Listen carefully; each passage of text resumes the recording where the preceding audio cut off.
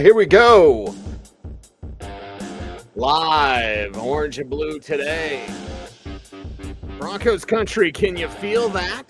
The 7-2 record to start the season. And we are here to break it down with you. Orange and blue today. Cecil, Lammey, Andrew Mason traveling on assignment. See if Mace can pop in or not. But either way, I'm here with you to talk about the three biggest takeaways, to get you and your opinions on the biggest takeaways from this Broncos game. Yes, they won. Yes, it took another fourth quarter comeback. Yes, Sean Payton's offense is frustrating. W is all that matters, right? Feel great, baby. About that Broncos win. Feel great about the 7-2 record. Got some stuff to clean up, but the nice thing is it's all fixable. Broncos can get this thing done, get this thing rolling by the time the end of the regular season gets here. And you know that means postseason football for your Denver Broncos. What are those three biggest takeaways from the win over the Houston Texans? I'm here to talk about it and, of course, to take your comments right here on Orange and Blue today. Cecil Lammey here to discuss the Broncos win and just how it looked, just how they got it done, and can it sustain and can it continue? So welcome into a Victory Monday. I'll crack that Mountain Dew for you right there because we got to celebrate this one, man. Take the 25,000-foot view. And I've seen it out there. It was almost a 50-50 split today. And not just on social networking, but also on our text line, ramoslaw.com text line, about like, okay, the Broncos, are you frustrated? Are you excited? And a lot of people frustrated with the offense, a lot of people praising the defense, a lot of people excited about the future, some people pessimistic about this can't continue, some people throwing Sean Payton under the bus, some people throwing Bo Nix under the bus. This is perfect for sports talk radio. But what's the reality of the situation? Here to talk about that and to take away those three biggest keys, biggest takeaways from the Broncos win over the Texans. I want you to tell me in the chat room what your ideas are, and we'll get to some of your chats here today as well. Daniel, midseason report says OBT is still indeed a BFD. So thank you very much for that. Pulling at your heartstrings, that's for sure. Sharon, I think we're all on heart meds now with the Broncos. Maybe I shouldn't have as much caffeine as I do, but maybe I should. Maybe I should, because toast to you, Broncos country. Broncos got this thing done. And in the 25,000-foot view, I guess one of my takeaways, this isn't one of the takeaways I was going to talk about, but I'll start the show out this way. Everyone would take this. Every single person would take this. There is no question. There is no doubt.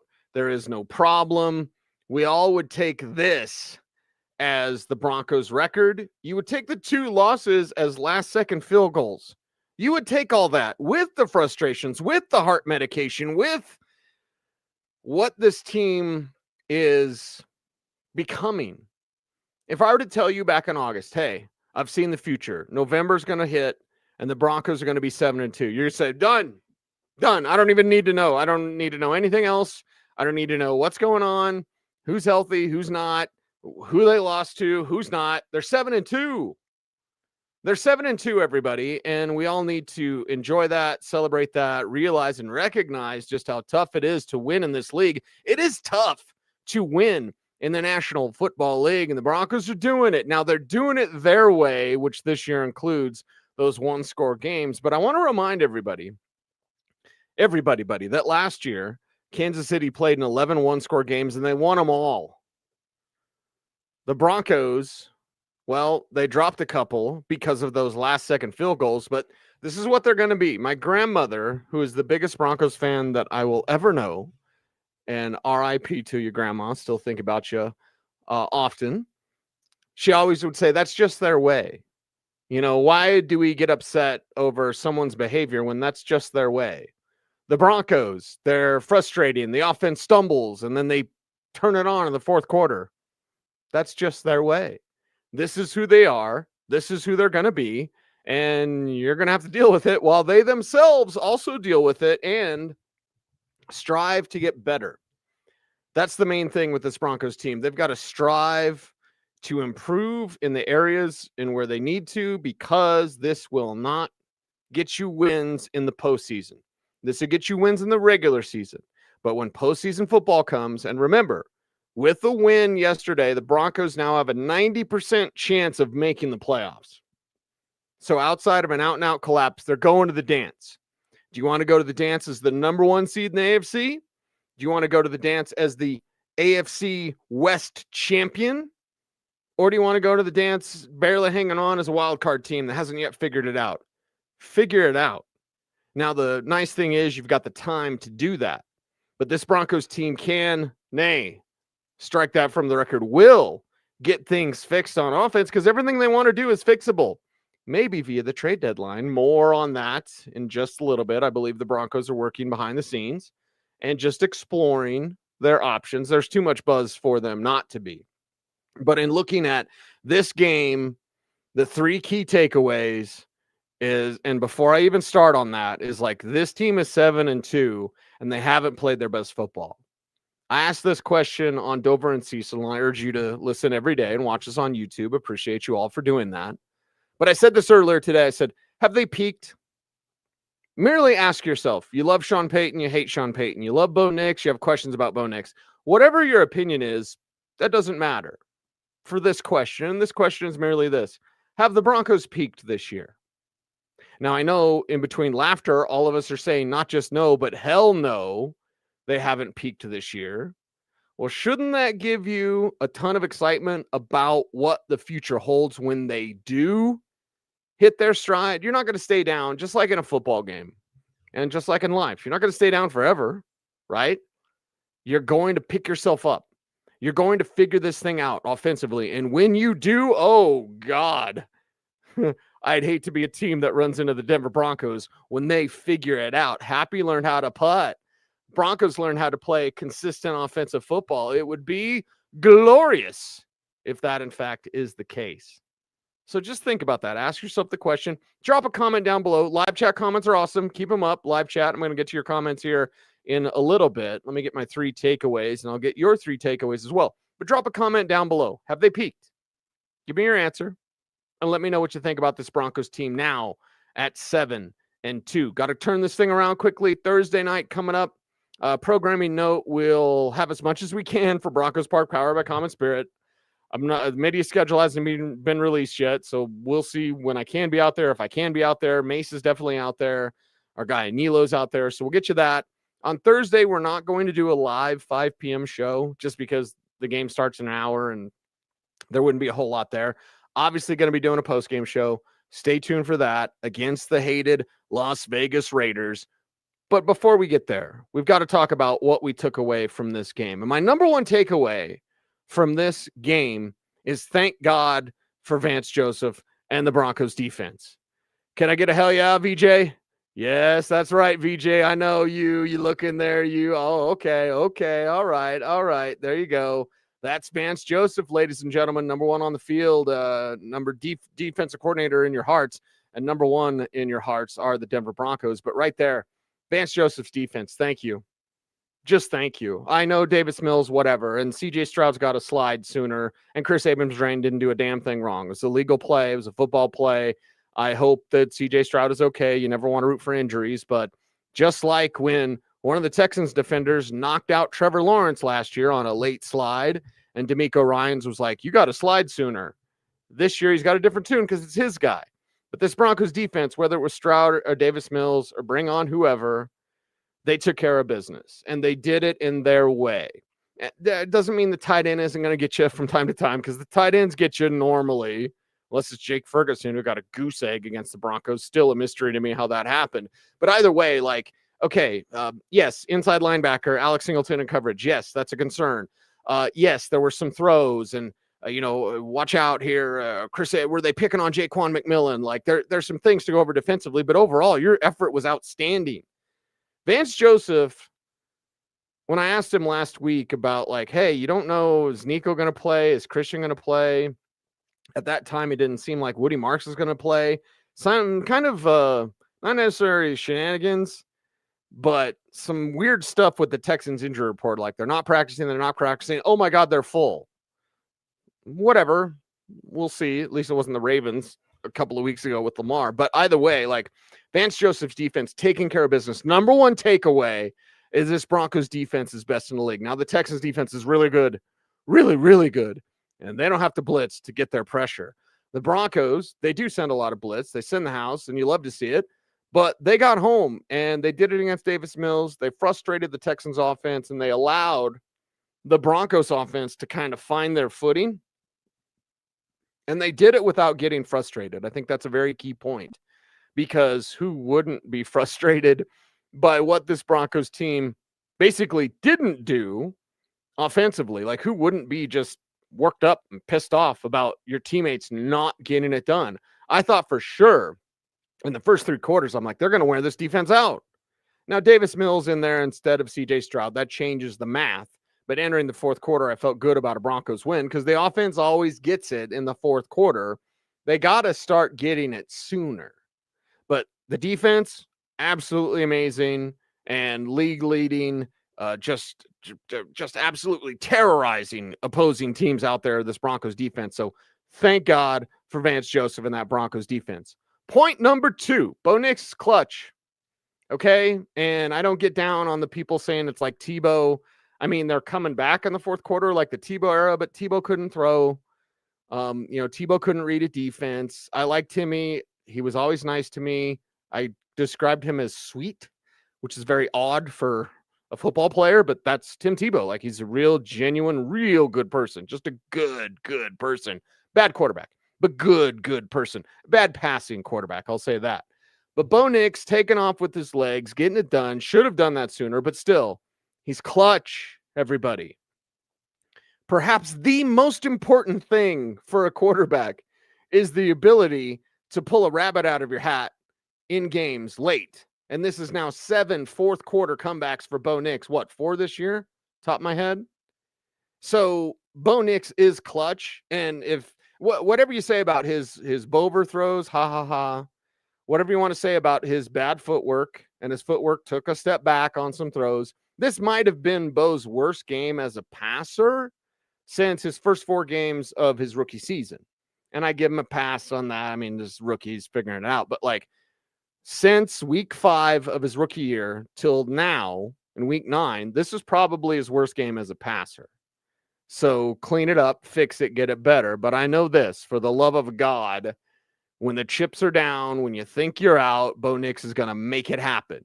He is clutch. And that is amazing for quarterbacks. That's amazing for young quarterbacks out there to just have that gene. It's a clutch gene. Not everybody has it. Listen, you can go on and on about Drake May, which is fine. Drake May's playing good football. And if you didn't see Drake May coming, I'm sorry. You should have seen it coming. He does play hero ball. He is now 2-9 against teams with a winning record. He now has come back or had 20 points or more scored on him in a win one time. And that just happened yesterday. So there's some things with Drake May we could go over, like he's not beating winning teams. He's never had to come back in the fourth quarter. He's never had 20 points scored on him in a win. Like, he doesn't throw it over 26 times. Now he's done that twice in wins. So, like, there's some things with Drake May to go over. Same thing with Bo Nix. Bo Nix is a young quarterback. He's going to have some struggles. Things are going to look a little bit off. Passes are going to be a little bit errant. And I think that until next year, we need to have more grace with Bo Nix. Now, next year, it's year 3, and that's when Sean Payton quarterbacks really take off. Like, really take off and hit their stride. Year 3 with Sean Payton. I think Sean Payton kind of wants to fast forward things a little bit now and get Bo there now. Bo's not there yet. And so there's this miscommunication or there's some sort of disconnect between head coach and quarterback right now, but they're winning games and they're figuring it out. And I believe they will figure it out and be more consistent as the year goes on. They need to hit their stride about the Packers game. About week 15, start hitting your stride. And if you drop one before week 15, maybe 2, we're not going to lose our mind. because you get week 15, get those Packers going, and then you go on a run 15, 16, 17, 18. I can count and go to the playoffs as the AFC West champion and maybe the number one seed in the AFC. It's all right there in front of you.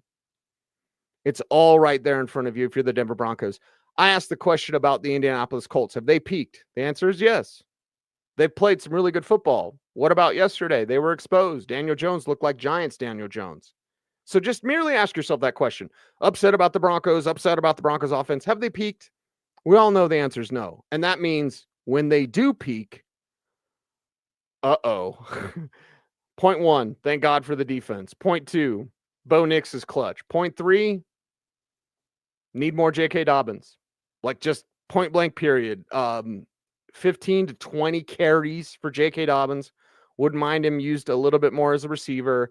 I don't need to see Tyler Bidet. Sorry, get as offended as you like. Don't need to see Bidet. Need to see more RJ Harvey. But JK Dobbins, a centerpiece of this Broncos offense, the centerpiece of the Broncos offense. It's amazing when he gets going. Now feed him, Sean. I think I should amend what I say about like more JK Dobbins because he had 15 carries, whatever.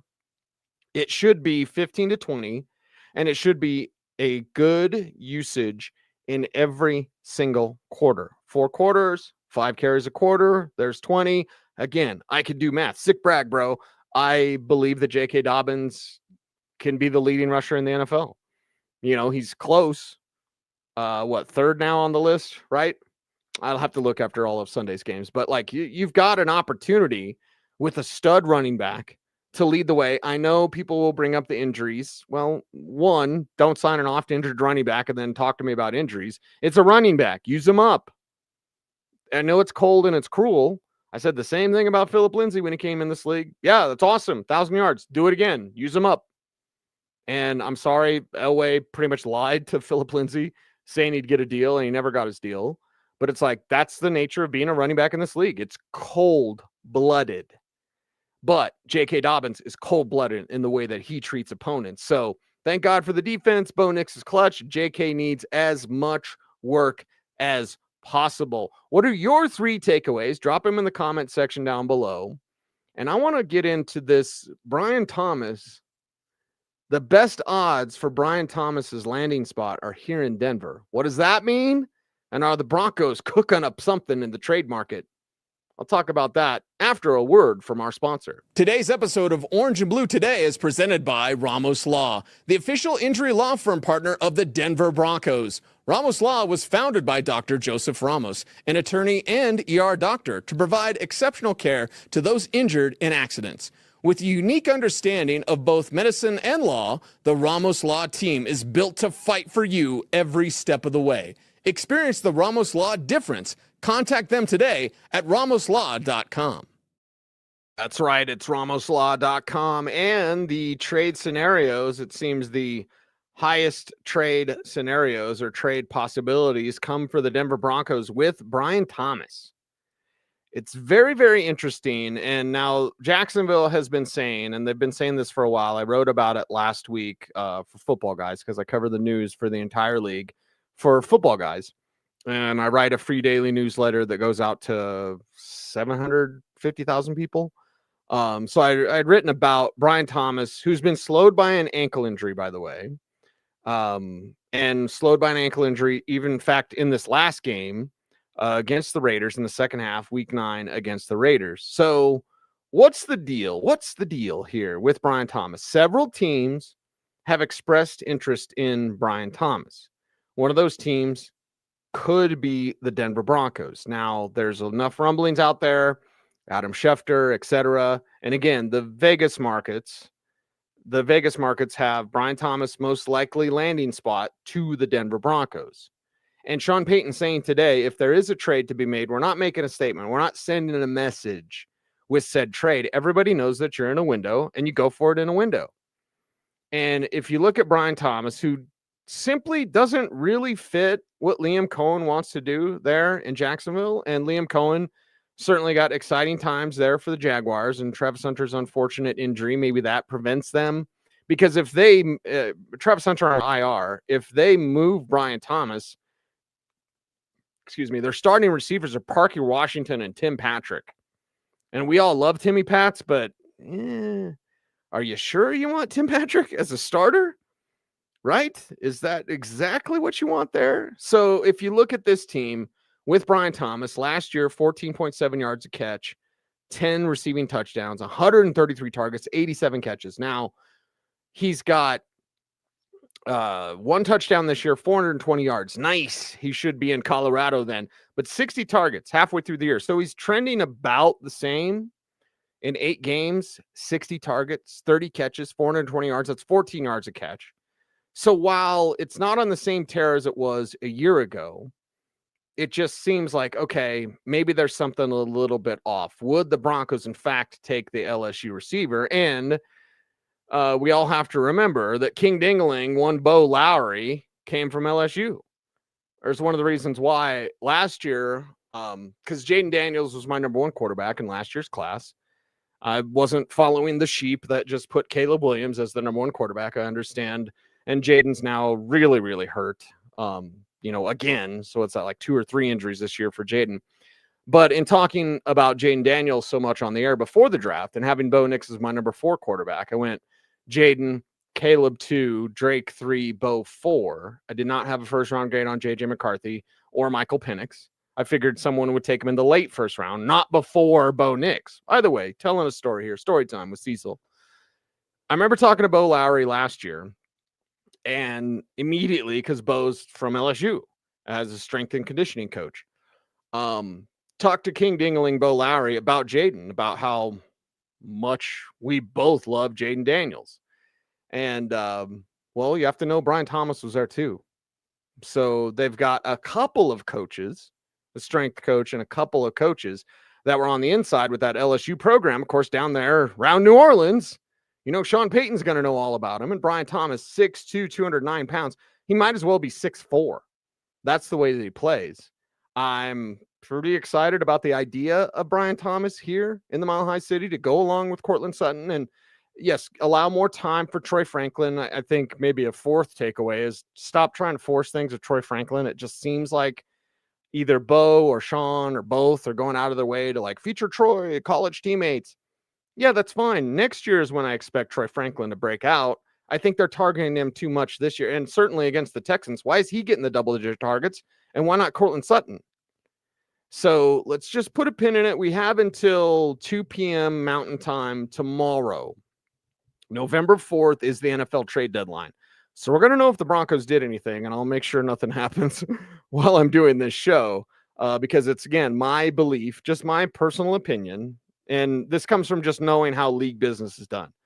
And, of course, seeing my man Howie Roseman just do everything already now. Well, I think he's done 3 trades. So it's my personal belief that the Broncos are working the phones right now. Could it be for Brian Thomas? Maybe. Adam Schefter is reporting they have made calls on wide receivers. I personally believe it should be for David Njoku at the tight end position.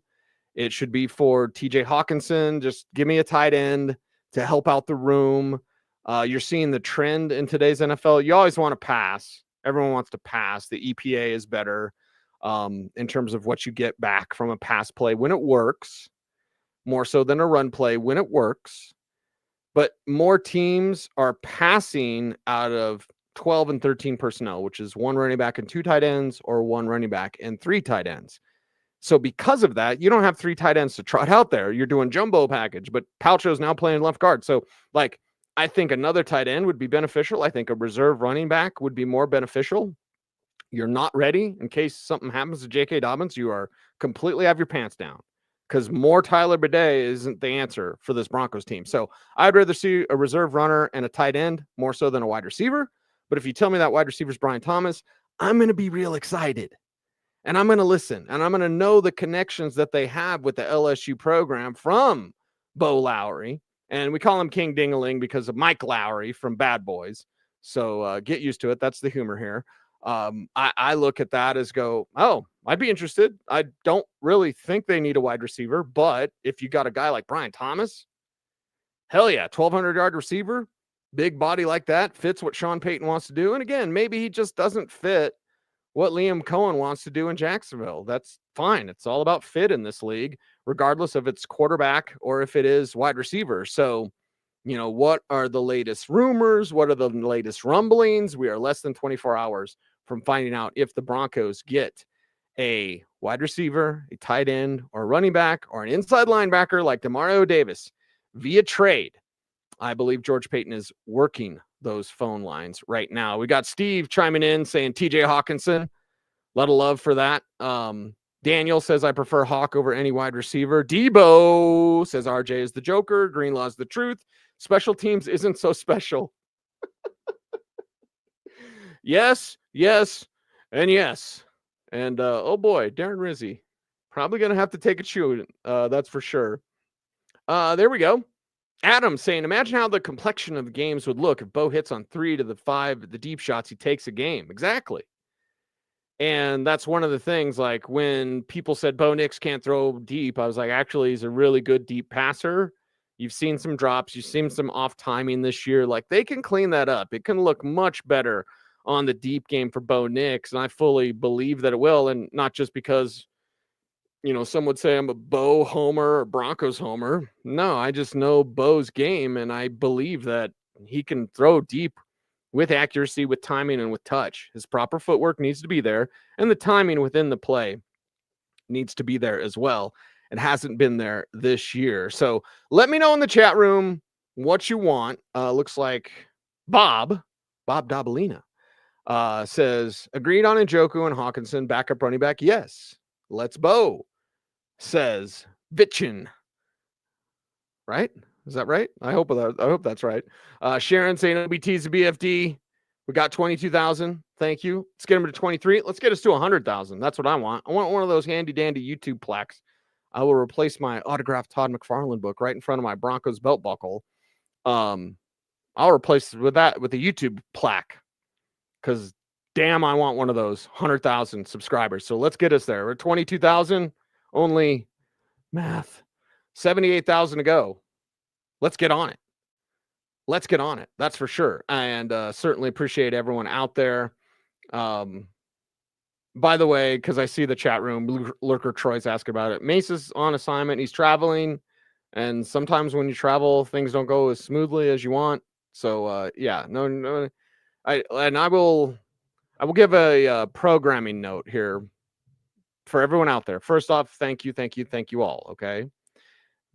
And Mason and I have already said this before, but I would need to reiterate it based on last week when I believe Mace was on assignment and I had a very small amount of time to do the show. So I did like a 14-minute show and somebody in our YouTube comments was like, this sucks. You got to do 30 minutes. And I was like, okay, I don't necessarily disagree with you, but one, if you knew what was going on behind the scenes, you wouldn't say that. Two, you have a little grace. I just did a 4-hour radio show that you can watch on YouTube. If you really want my opinion on the Broncos, it's right there. And then three, and Mason and I have said this, if him or I are missing from a show, it's either like a travel issue, family issue, like there's something going on. Mason and I don't miss shows. Mace works all the time. So if he happens to have some time off because of some issues, some travel stuff, then that's fine. Let's have some grace. If I happen to have a million things going on and I happen to miss the show, I don't want to, but just let's have some grace, please. So we don't need to talk about that in the chat room. We know Mace is on assignment. He'll be here. I'll be here. And if we're not here, just know that we want to be here and something's probably going on. So, life sometimes happens outside of YouTube. So I don't want to be preachy, but I know people were asking about that. And I'm like, please, for Mason, for me, know that we give you our all. We give you all of ours, all of it. We give it right to you guys. Okay. So know that if one of us is on assignment, it means something's going on. All right. So we don't need to go on and on about it, although I just did. Anyway, I'm Cecil Lammey saying, drop a comment down below. Give me your 3 biggest takeaways. And do you want the Broncos to trade for Brian Thomas? Yes or no? OBT is a BFD. Thanks for watching. Stay tuned and stay frosty.